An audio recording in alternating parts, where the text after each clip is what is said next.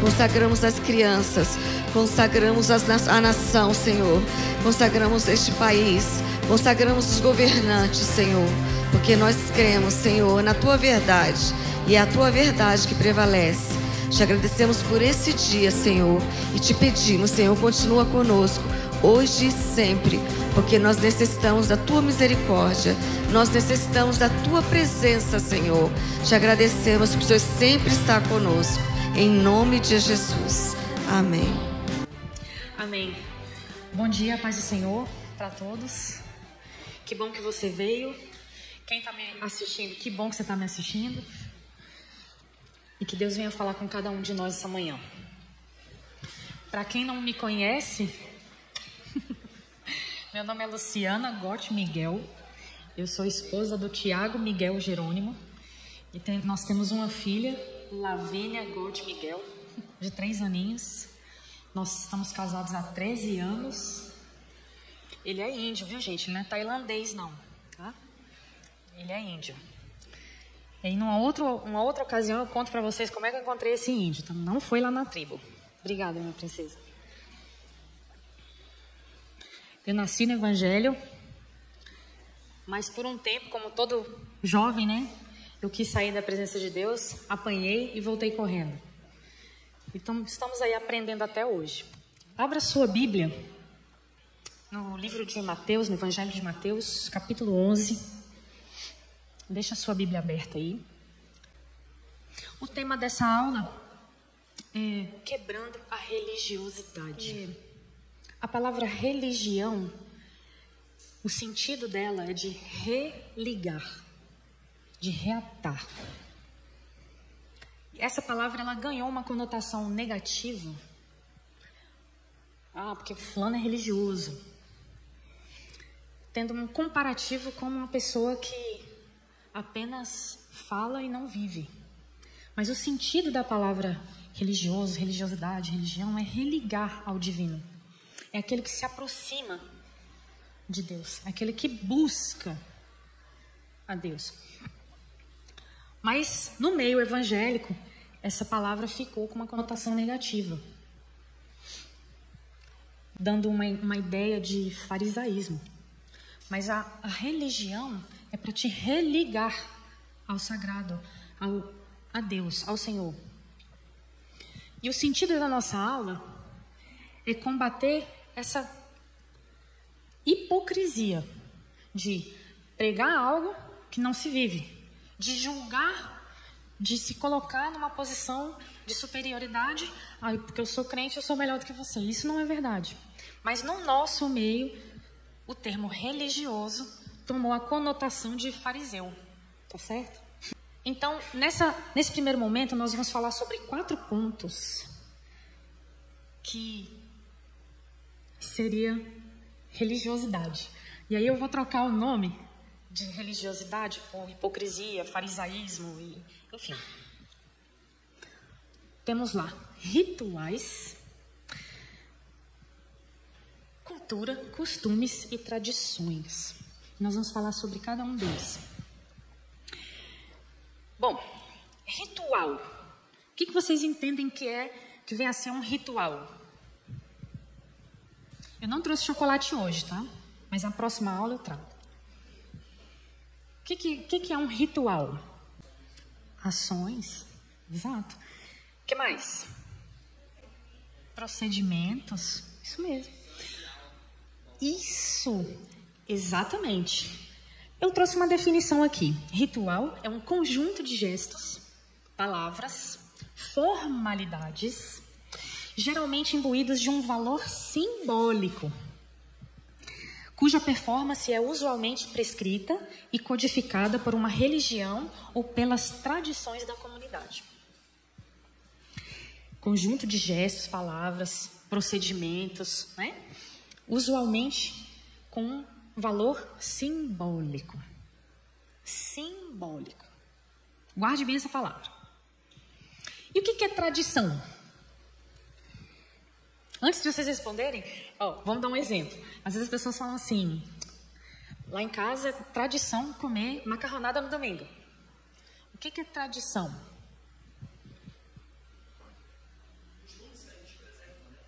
preserva. Isso, costumes que são preservados.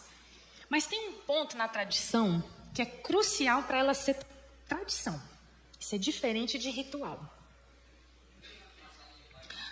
Gente, eu tinha que ter trazido um chocolate. Eu não trouxe chocolate hoje. Para quem está assistindo, né? É um convite. Você pode ganhar chocolate aqui. Tradição. Uma palavra com origem no termo do latim traditio, que significa entregar, passar adiante. A tradição é transmissão de costumes, comportamentos, memórias, rumores, crenças, lendas para pessoas de uma comunidade, sendo que os elementos transmitidos passam a fazer parte da cultura. A tradição, geralmente, ela é passada de pai para filho, de mãe para filha, e aí vai se passando. Costumes. Esse é fácil. Eu vou anotar o nome dos alunos que estão se pronunciando para trazer chocolate na aula que vem. Costume. O que é um costume? Um hábito? O que mais? Costumes. Você faz força para colocar um costume em prática? Você se esforça? Vai lá e faz, né? Muito natural. Costume são regras sociais resultantes de uma prática reiterada, de forma generalizada e prolongada, o que resulta numa certa convicção de obrigatoriedade, de acordo com cada sociedade e cultura específica. Quem é do direito aí sabe que o nosso direito no Brasil não é consuetudinário, não é baseado em costume, né? Você já pensou se fosse lei chegar atrasado?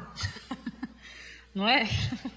Se o nosso direito fosse oriundo dos nossos costumes, como é que a gente viveria, né? Como é que seria a nossa sociedade? Às vezes eu fico pensando nisso. Graças a Deus, o nosso direito não é oriundo de determinados costumes, né? Assim, determinados costumes não são legais, tipificados ali para que sejam leis, devam ser seguidas, né? Porque senão, gente, nós estaríamos mais perdidos ainda, né? E cultura? O que vem a ser cultura? Em algum ponto, esses 4 pontos, eles têm algo em comum, né? Eles estão intrinsecamente ligados. Às vezes eu brinco lá em casa e falo, a linha da 4ª série de e contém está contido? Lembra? A professora desenhava assim, um conjunto, uma bolinha, né? Bolinha aqui, palavra feia, um círculo.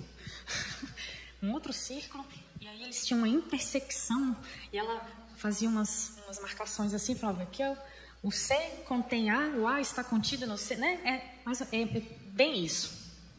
Então, existe rituais dentro de tradições, tradições nos costumes, costumes na cultura, cultura no costume, então, em algum ponto, eles se tocam. Então, cultura, um conjunto de traços característicos do modo de vida de uma sociedade, de uma comunidade ou de um grupo, aí compreendidos os aspectos que se podem considerar como os mais cotidianos. Olha só, tem muito cristão que vai à igreja por costume, por ritual.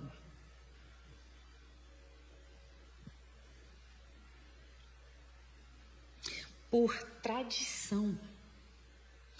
Às vezes você vem, eu falo você, porque a palavra que está sendo falada hoje é para você que está aqui e para mim também. Nós não podemos viver uma vida intitulada cristã por ritual. Agora está na hora de ir para a igreja. Pega, vai. É um ritual. É um conjunto de gestos, padrões, comportamentos e atitudes repetitivos que não fazem nenhum sentido. Porque ele é um mero ritual. Frequentar a igreja não pode ser, para mim, para você, um mero ritual. Uma tradição. Por que você vai para a igreja? Porque minha mãe ia. porque meus pais iam. Eu escuto muito isso de outras religiões. Por que que você frequenta a igreja X? Porque meu pai e minha mãe frequentavam. Então, servir a Deus, servir a Cristo, não pode ser uma mera tradição para mim e para você. E se tem alguém aí do outro lado que está me assistindo, que não é cristão, não se assuste. Já é para você entender que aqui é o lugar de você curar, sarar os buracos que tem na sua alma. Então eu não posso vir aqui, eu não posso passar por aquelas portas, entrar aqui nesse templo por costume. Eu vou na igreja porque é costume na minha família, todo mundo vai. E eu vou também. Você vem aqui para prestar um culto. Você vem aqui para entregar algo. E para receber e levar para você e para quem convive com você. O evangelho não pode se tornar algo estático na sua vida, nem na minha vida. Porque se ele se tornar algo estático, significa que ele não produz efeito nenhum. O evangelho precisa fazer efeito na minha vida, independentemente de quantos anos eu esteja servindo a Deus. Porque eu estou no processo. E eu não posso abrir mão de me deixar, de ser transformada a cada dia. A sua vida espiritual, a minha vida espiritual, não pode se resumir ao domingo de manhã. Nem somente domingo à noite. Porque não é um ritual.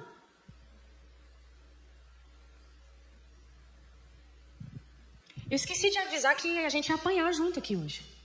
Porque esse assunto é um assunto que mexe muito com a gente. Porque a gente vai ver o quanto a gente está parecido com os fariseus. Que foi quem Jesus mais combateu quando ele esteve aqui. Porque ele falava assim, olha, vocês estão observando toda a lei, mas vocês estão esquecendo de ser justo, de ser amoroso, de ser paciente, de ser misericordioso. Vocês estão esquecendo da justiça, do amor. Vocês estão ali cumprindo o ritual. E o Senhor Jesus não me chamou, não te chamou para isso. Não nos chamou para isso. Se o evangelho não faz diferença na sua vida, não tem como ele fazer na vida das pessoas que estão ao seu redor. Ponto final. Simples assim.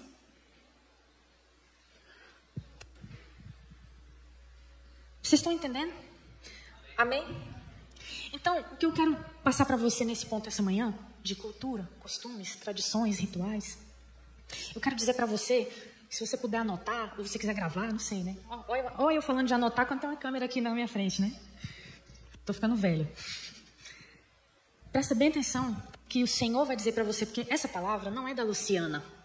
Essa palavra é do Senhor para mim e para você. Nenhuma cultura, nenhum costume, nenhuma tradição, nenhum ritual deve estar acima da palavra de Deus na sua vida. Essa aqui é a verdade que você tem que seguir. Essa aqui é a tradição que você deve levar adiante. Aqui, ó. Mas não leve isso como um ritual, como um costume, como uma tradição. Entenda que aqui está a verdade, que liberta. Porque se o Filho do Homem vos libertar, verdadeiramente sereis livres de costumes, de cultura, de tradição, de ritual, de julgamento, do que quer que seja. Mateus 11, versículos 23 e 24. Diz assim, e você, Cafarnaum, será elevado até o céu? Não, você descerá até o Hades. Se os milagres que em você foram realizados tivessem sido realizados em Sodoma, ela teria permanecido até hoje. Mas eu lhe afirmo que no dia do juízo haverá menor rigor para Sodoma do que para você. Quem disse isso? O próprio Senhor Jesus. Por que haverá mais rigor no juízo para Cafarnaum do que para Sodoma? Por quê? Por quê? Porque o farisaísmo, ele bloqueia a fé. Porque eu olho para o milagre e falo, ele está expulsando demônio por Beelzebul. Eu atribuo uma obra divina ao diabo. Cristo deixa de ser o centro da minha vida. E aí, quando Cristo não é mais o centro, qualquer coisa que ocupe o lugar dele vai ser uma catástrofe na minha vida. Qualquer coisa ou pessoa. Qualquer coisa ou pessoa. Uma vez eu ouvi um relato de um pastor que estava comentando que numa determinada época da vida dele, ele tinha o carro dele como uma coisa muito importante, e aí quando ele lavava o carro, se chovia, todo mundo ia de sombrinha para a igreja, porque ele não podia molhar o carro. Sendo que o carro é para você não pegar chuva mesmo. E ele confessou isso, disse que não fazia isso mais e tudo, mas eu pego esse exemplo porque às vezes a gente coloca coisas no lugar de pessoas, a gente coloca pessoas no lugar de Deus, a gente coloca dinheiro no lugar das pessoas. E assim, gente, desculpa que eu vou falar, mas é verdade. Não me desculpa não, porque é verdade, tá? Se doer, você reclama com seu pai. Mas a gente faz isso. E nós não somos melhores do que ninguém. Você sabe o que nós somos melhores? Nós somos os primeiros a apontar, a julgar os outros. Porque a gente conhece a palavra. Oi, mas aqui tá falando assim, fulano diz isso.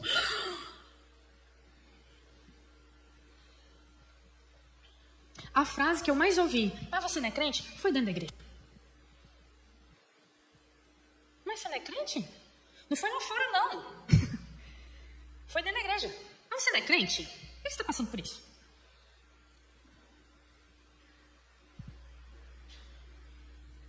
Nós somos o único exército que destruímos a nós mesmos.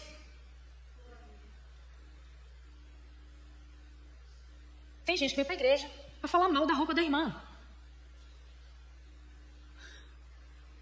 Cada um tem dentro de si, certo, aquilo que crê. A gente realmente, a palavra diz assim, se o seu braço faz você pecar, o que você faz com ele? O que você faz com ele? Arranca ele fora. Por quê? Porque é melhor você ir para o céu sem braço do que você ir inteiro para o inferno, assim? Agora, a única pessoa que você pode julgar e que você deve julgar com rigor é você mesmo. Você tem que entrar lá no seu banheiro, no seu espelho, né? E falar, e aí, Luciana, o que você está fazendo?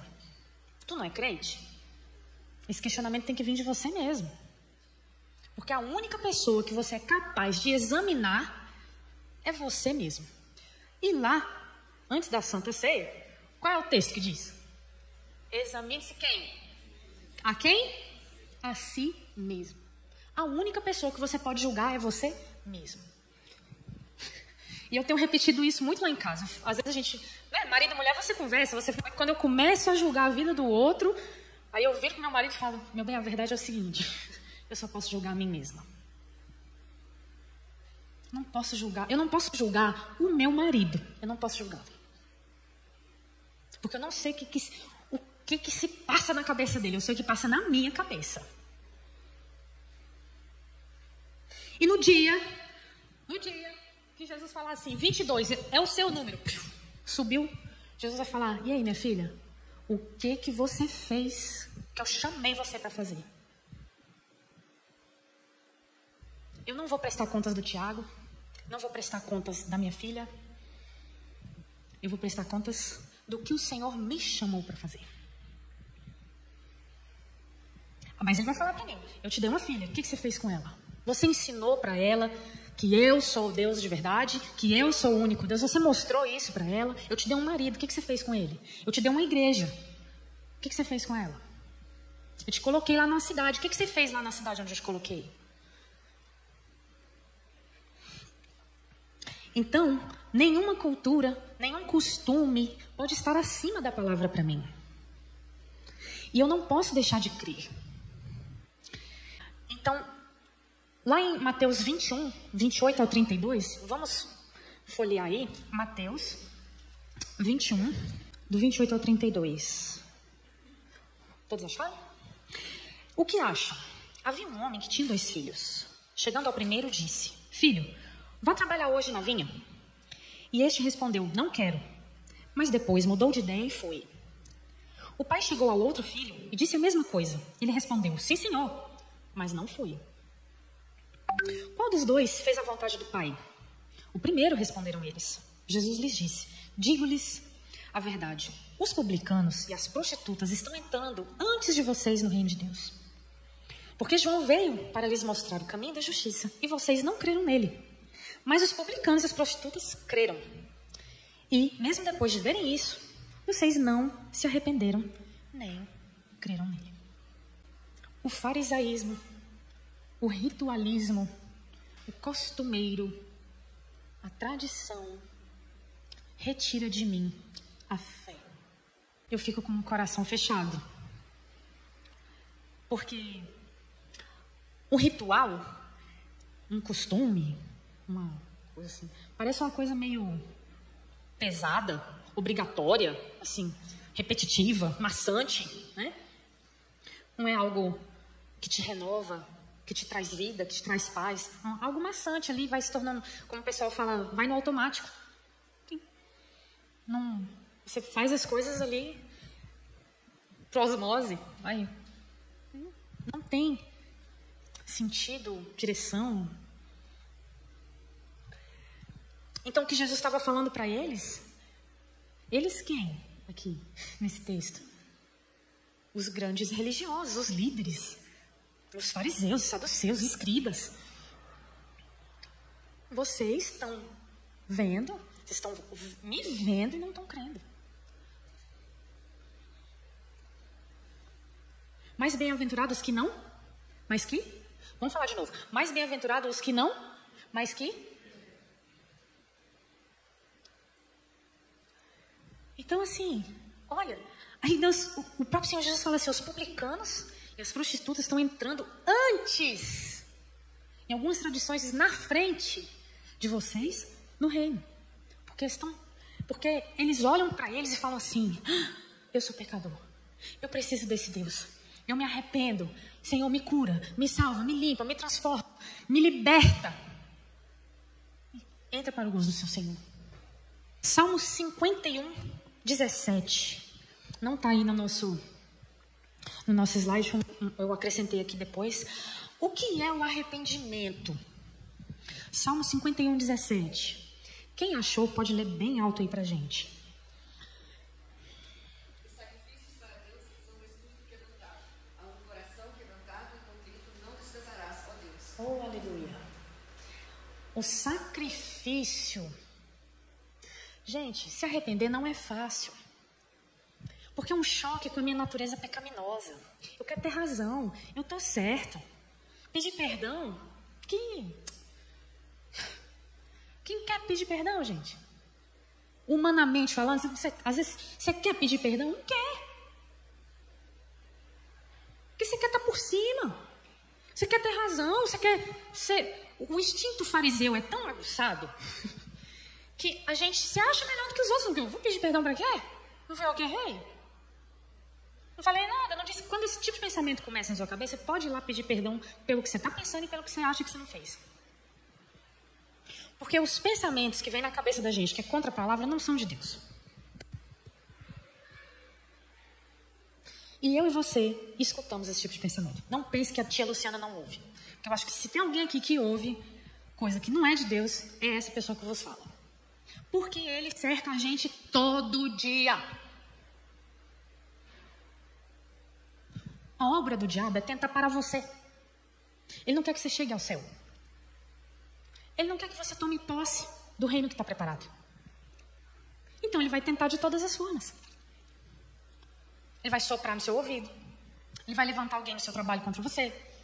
Ele vai colocar seu marido contra você, sua esposa contra você. É assim. Se está tudo bem em casa, dá ruim no trabalho. Se está bom no trabalho, dá ruim no vizinho. Ele sempre está arrumando uma coisa. E a gente também faz, às vezes, o papel do diabo, viu, gente? Mas a gente nem dá trabalho para ele, não.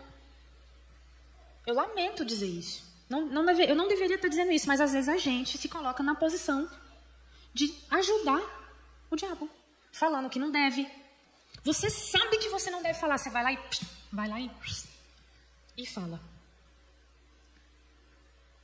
Por que eu digo isso? Porque a palavra diz para mim, o espelho, esse aqui é meu espelho.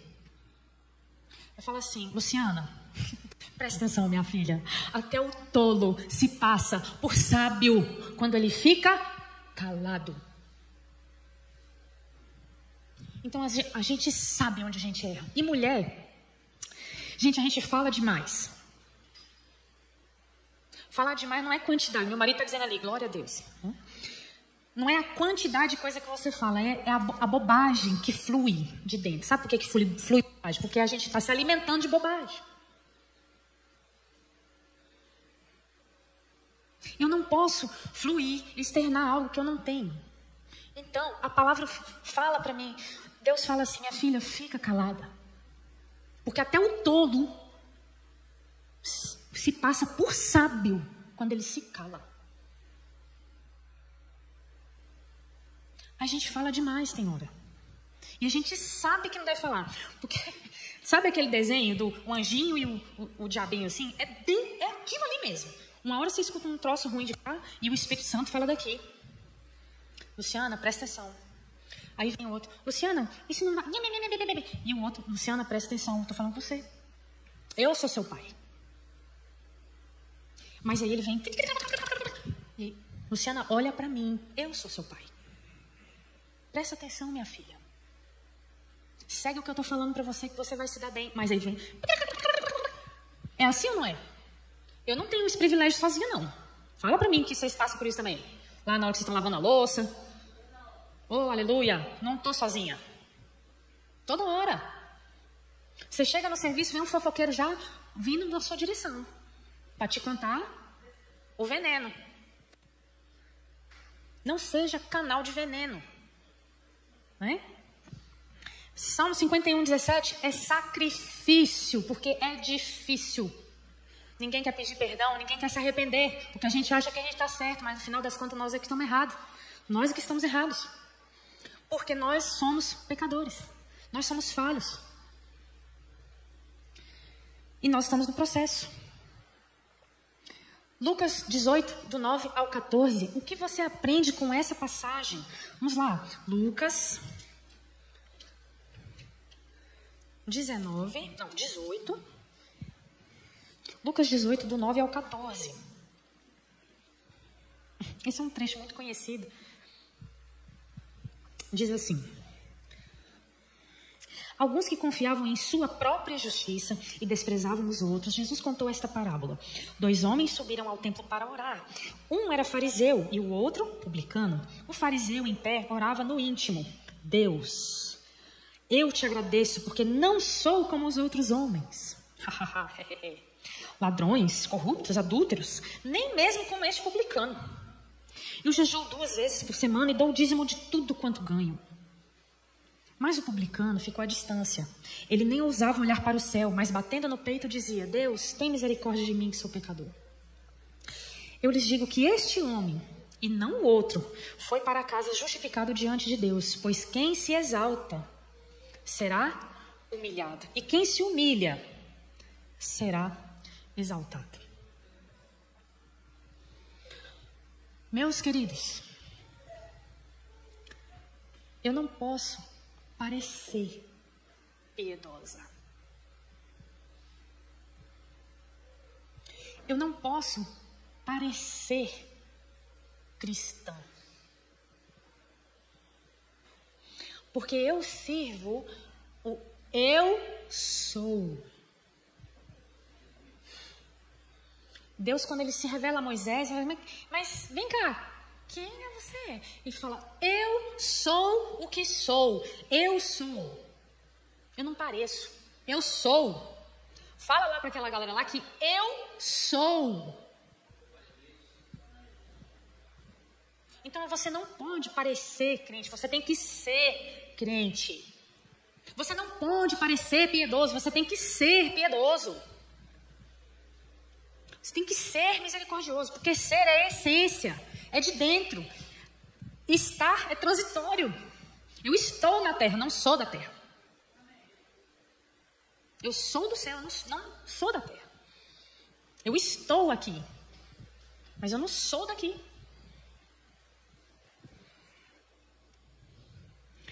Então, o que essa passagem nos ensina?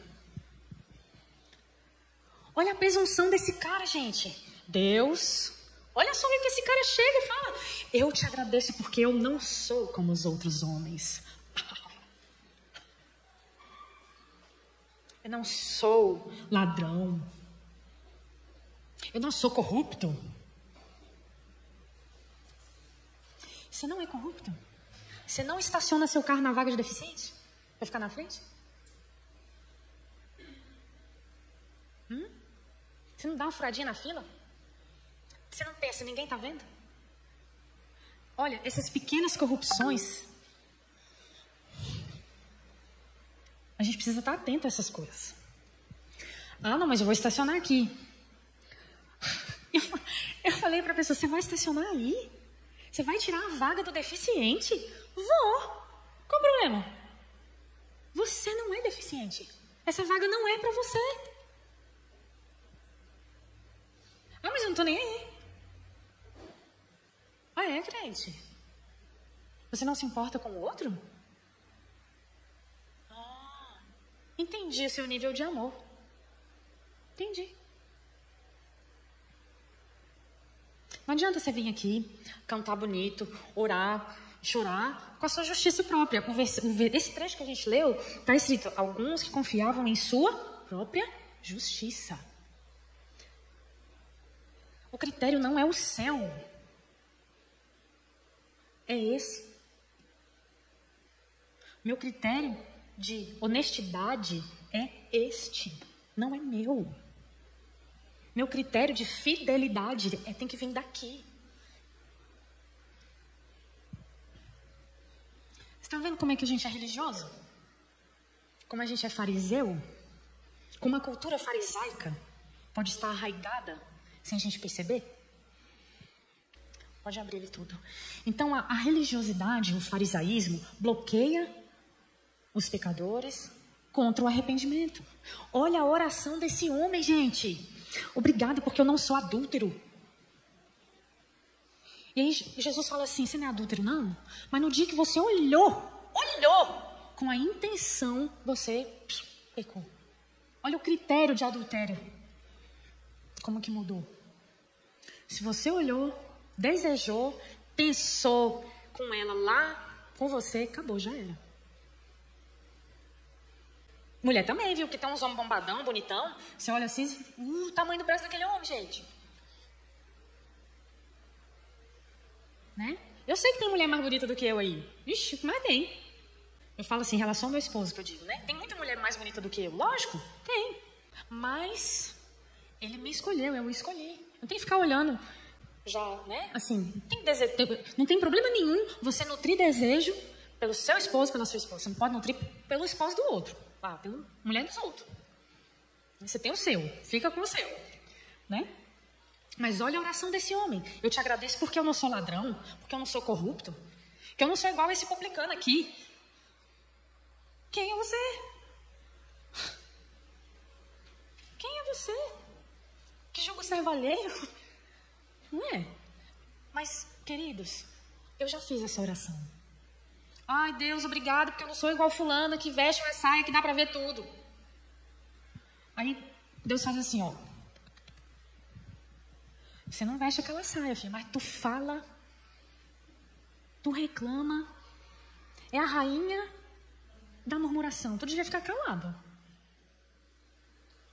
Tudo que eu dou pra você, você reclama. Cala a boca. Quem é você? Eu tô dizendo isso porque eu ouvi isso, tá? Ai, Deus, obrigado, porque eu não me visto igual aquela irmã que... Você não se veste, filha, mas olha pra você, tudo você reclama, eu tô cansado. Você já tá me dando nos meus nervos, porque você não para de reclamar, Luciana. Para de reclamar. Põe um sorriso nesse rosto, porque tem muita gente que queria estar no seu lugar.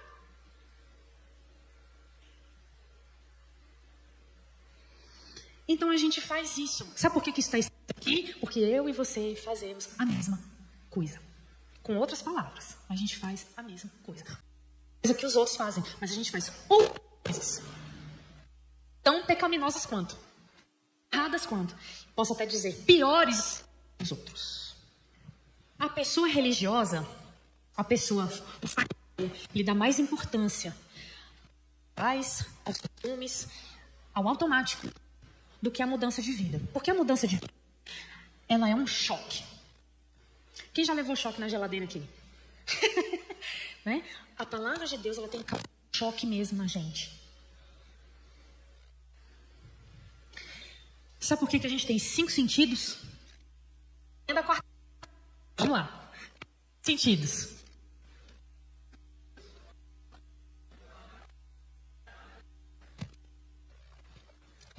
Eu tenho que trazer um chocolate na próxima aula. Porque são as 5 formas que nós somos tentados. Eu sou a rainha da tentação aqui, ó. Porque eu escuto, gente. Eu não sei vocês, mas eu escuto. Ah, vai lá e briga. É seu direito. Você que tem razão. Você vai deixar? Aí você... Vou fazer um jejum. Você chega lá no trabalho, vem uma bandeja de pão de queijo com café com leite. No dia que você está jejuando. Trouxe para você. Isso porque você não trouxe ontem. Aí você está lá no grupo da família, manda um vídeo que não tem nada a ver. Você vai lá e abre. Você já sabe que o remetente não manda coisa boa. E você vai lá e clica e abre. Aqui, ó. Ah! Gente, eu tô mentindo? Não. Não pega aí. Ai, mas eu queria... Não pega. São os seus portais. É por onde entram as coisas. Por isso que a gente ensina lá na salinha das crianças. Cuidado, olhinho no que vê. Cuidado, boquinha no que fala, né? O Salvador do céu está olhando para você. Cuidado, mãozinha onde pega.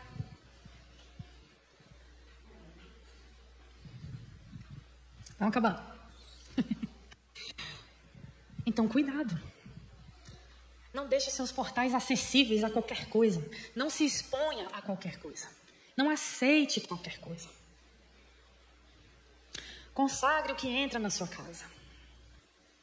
Porque lá na porta da sua casa tem o sangue do Cordeiro. Ou pelo menos tem que ter. Que quando o anjo da morte passar lá, ele vai ver que tem o sangue lá. E fala, aqui não. Mateus 23, 15 ao 28. Esse é um texto bem longo, mas eu vou ler porque ele é de suma importância para nós nessa manhã. Vamos lá. Tem alguém chorando aí. O que foi? 15 ao 28. Ai de vocês, mestres da lei e fariseus, hipócritas, porque percorrem terra e mar para fazer um convertido. E quando conseguem, vocês o tornam 2 vezes mais filho do inferno do que vocês. Olha, vocês andam longe para resgatar uma pessoa, mas vocês mesmos derrubam essa pessoa. 16. Ai de vocês, guias cegos, pois dizem, se alguém jurar pelo santuário, isto nada significa. Mas se alguém jurar pelo ouro do santuário, está obrigado por seu juramento. Cegos, insensatos, que é mais importante, o ouro ou o santuário que santifica o ouro? Vocês também dizem, se alguém jurar pelo altar, isto nada significa. Mas se alguém jurar pela oferta que está sobre ele, está obrigado por seu juramento. Cegos, que é mais importante, a oferta ou o altar que santifica a oferta? Portanto, aquele que jurar pelo altar, jura por ele e por tudo o que está sobre ele. E o que jurar pelo santuário, jura por ele e por aquele que nele habita. E aquele que jurar pelos céus, jura pelo trono de Deus e por aquele que nele se assenta. Ai de vocês, mestres da lei e fariseus hipócritas. Vocês dão o dízimo da hortelã, do endro e do cominho, mas têm negligenciado os preceitos mais importantes da lei, a justiça, a misericórdia e a fidelidade. Vocês devem praticar estas coisas sem omitir aquelas.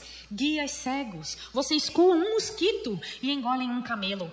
Ai de vocês, mestres da lei e fariseus hipócritas. Vocês limpam o exterior do copo e do prato, mas por dentro eles estão cheios de ganância e cobiça. Fariseu cego, limpe primeiro o interior do copo e do prato, para que o exterior também fique limpo. Ai de vocês, mestres da lei, fariseus hipócritas, vocês são como sepulcros caiados, bonitos por fora, mas por dentro estão cheios de ossos e de todo tipo de imundície. Assim são vocês, por fora parecem justos ao povo, mas por dentro estão cheios de hipocrisia e maldade. Toda hora Jesus fala assim, mestres da lei, mestres da lei. Você conhece essa palavra? Então essa palavra é para você. Essa cobrança é para a igreja. Se você que está me assistindo aí não é convertido ainda, então já entra no eixo. Que aqui tem muita gente que precisa se converter. Igual a você. Eu não sou melhor do que você. Mas presta bem atenção, mestres da lei. Você que lê muita palavra, mas não se deixa ser transformado, você é um mestre da lei. Eu preciso ser transformado por essa palavra. Essa palavra tem que fazer efeito na minha vida. O meu ministério começa dentro da minha casa. Eu preciso ser crente para meu esposo, para minha filha. Primeiro. Porque ser crente aqui, gente, é muito fácil. Todo mundo vê a Luciana com batonzinho, cabelinho arrumado, cheirosinha. Ninguém tá todo dia com a Luciana reclamando no ouvido seu todo o tempo. Gente, quando eu vejo, já reclamei. E aí vem aquele sino assim. Eu falei pra você ficar calada. E Deus tem trabalhado isso na minha vida. Eu tô expondo isso pra você entender. Que o fato de eu vir aqui falar sobre isso não significa que eu superei. Significa que Deus está me ensinando e está me capacitando para dizer para você, olha, não cometa o mesmo erro que eu. Porque eu só posso falar daquilo que eu vivencio, daquilo que eu tenho por dentro. Então, Deus está falando aqui, o Senhor está falando conosco nessa manhã sobre a aparência. Você não pode parecer crente. Eu não posso parecer crente. Eu tenho que ser. Jesus está falando, olha, vocês são cegos. Vocês estão cheios de maldade. Porque o rigor que vocês querem para os outros, vocês não querem para você. Você critica o erro do outro, você critica o pecado do outro, mas você não conserta o seu. Você é cego, hipócrita, malvado você, maldoso. Maldosa. Você é bom para apontar os erros dos outros, mas você não conserta os seus. Eli, gente, profeta Eli, ele via os filhos dele fazendo tudo, não falava nada. Não posso ser Eli. Eu tenho que ser Samuel. Não posso. Não posso parecer sacerdote. Não posso parecer, eu tenho que ser, porque eu sirvo ao Deus. Eu sou. Então veja, eu não posso ter uma aparência formosa apenas por fora. Que referências as pessoas têm de mim? Elas têm de mim uma referência positiva ou uma referência negativa? Olha, aqui nesse plano terreno, nós sempre vamos ter diferenças com as pessoas. Um dia eu erro com alguém, outro dia a pessoa erra comigo. E assim a gente segue a vida. Porque eu não sou infalível, você não é, ninguém é. Nós não somos. Nós vamos nos arranhar. Você está aqui na Gileade, quando você chega aqui, que está tudo novo, tudo novidade. Mas depois o tempo vai passando, a convivência, a gente vai se estranhando. Mas a gente tem que se perdoar, a gente tem que se consertar, a gente tem que se amar e a gente tem que continuar junto. Vós sois o sal da terra, a luz do mundo. Então, esse plano onde nós estamos, terreno, ele é injusto. Ele é corruptível. Ele é desbalanceado porque o pecado entrou no mundo. E a partir do momento que o pecado entrou no mundo, desalinhou. Mas quando Jesus veio, ele fala, vinde a mim. Eu aceito o seu sacrifício de arrependimento. Eu tenho que me lembrar todos os dias de me arrepender. Senhor, eu quero ser, eu não quero parecer. Então aqueles líderes, eles tinham a roupa de sacerdote, de fariseu, de líder, de tudo. Eles tinham a roupa, mas eles não tinham a essência.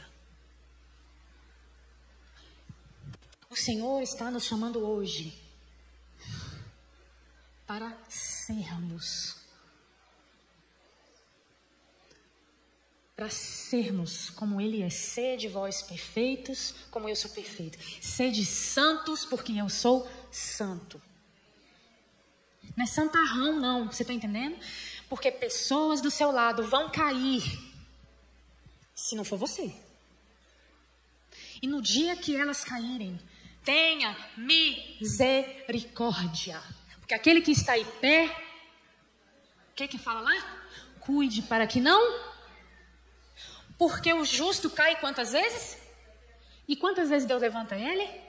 Todas.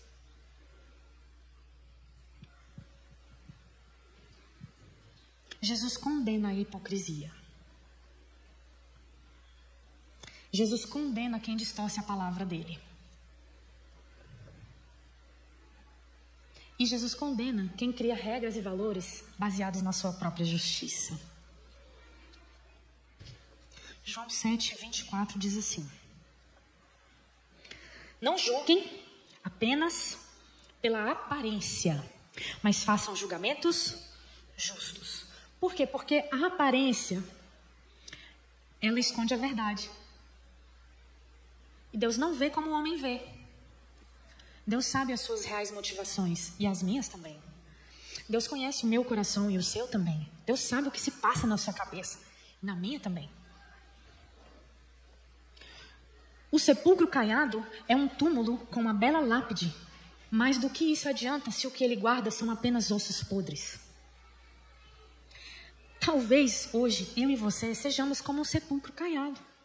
Estou muito bonito por fora, mas por dentro eu estou guardando só maldade, hipocrisia, julgamento, condenação, falta de misericórdia, falta de amor, ausência de amor. Então, você vai aos domingos à igreja, se diz cristão, faz parte de um ministério, canta, ora, mas na segunda-feira sua vida fica do mesmo jeito.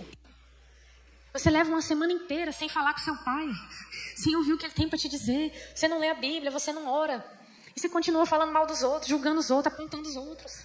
O Senhor está nos convidando hoje para abandonar isso e termos uma renovação na presença dEle e nos despirmos de todo farisaísmo que possa imperar sobre a nossa vida. Vamos nos colocar em pé?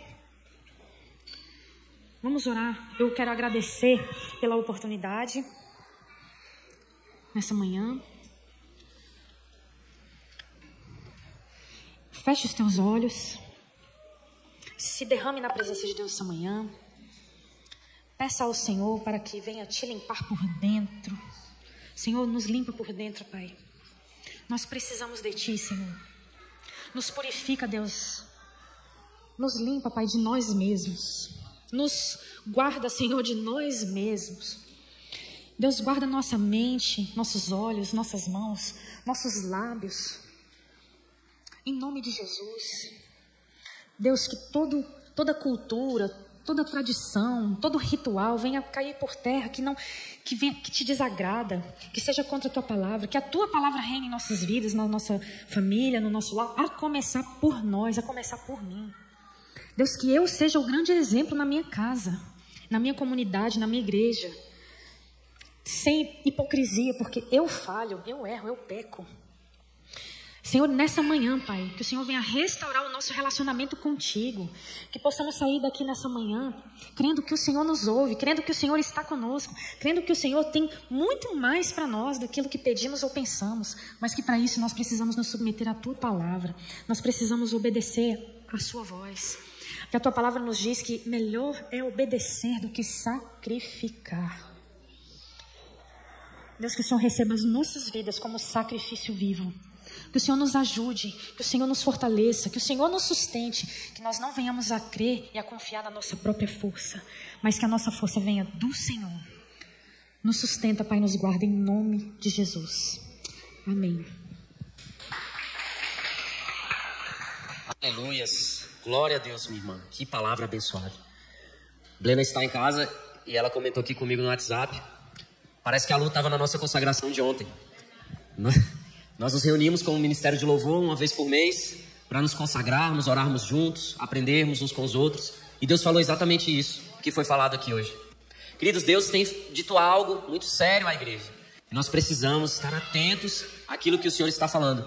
E eu gostaria de encerrar essa EBD lendo o texto que nós lemos ontem na nossa consagração, que está lá em Malaquias, no capítulo 1, a partir do verso 6. Se você puder, abra a sua palavra e acompanhe esse texto comigo. Porque esse texto fala exatamente de tudo que foi dito aqui, de tudo que temos vivido como igreja e daquilo que o Senhor tem nos cobrado. Diz assim, no Malaquias 1, a partir do verso 6, o filho honra seu pai e o servo seu senhor. Se eu sou pai, onde está a honra que me é devida? Se eu sou senhor, onde está o temor que me devem? Pergunta o Senhor dos Exércitos a vocês, sacerdotes. São vocês que desprezam o meu nome, mas vocês perguntam, de que maneira temos desprezado o teu nome? Trazendo comida impura ao meu altar. E mesmo assim ainda perguntam de que maneira o desonramos, ao dizerem que a mesa do Senhor é desprezível. Na hora de trazerem animais cegos para sacrificar, vocês não veem mal algum. Na hora de trazerem animais aleijados e doentes como oferta, também não veem mal algum. Tentem oferecê-los de presente ao governador. Será que ele se agradará de vocês? Será que os atenderá? Pergunta o Senhor dos Exércitos. E agora, sacerdotes, tentem apaziguar Deus para que tenha compaixão de nós. Será que com esse tipo de oferta ele os atenderá? Pergunta ao Senhor dos Exércitos. Se um de vocês fechasse as portas do templo, assim ao menos não acenderiam o fogo do meu altar inutilmente. Não tenho prazer em vocês, diz o Senhor dos Exércitos, e não aceitarei as suas ofertas, pois do Oriente ao Ocidente, grande é o meu nome entre as nações. Em toda parte incenso é queimado e ofertas puras são trazidas ao meu nome, porque grande é o meu nome entre as nações, diz o Senhor. Mas vocês o profanam ao dizerem que a mesa do Senhor é imunda e que a sua comida é desprezível. E ainda dizem, que canseira, e riem dela com desprezo, diz o Senhor dos Exércitos. Quando vocês trazem animais roubados, aleijados e doentes e os oferecem em sacrifício, deveria eu aceitá-los de suas mãos? Pergunta o Senhor. Maldito seja o enganador, que tendo no rebanho um macho sem defeito, promete oferecê-lo e depois sacrifica para mim um animal defeituoso, diz o Senhor. Pois eu sou um grande rei e o meu nome é temido entre as nações. É um texto pesado, mas é a nossa igreja, porque nós nos acostumamos. Costumes, tradições. Vou cultuar o meu Deus de qualquer jeito. Vou à igreja só por ir.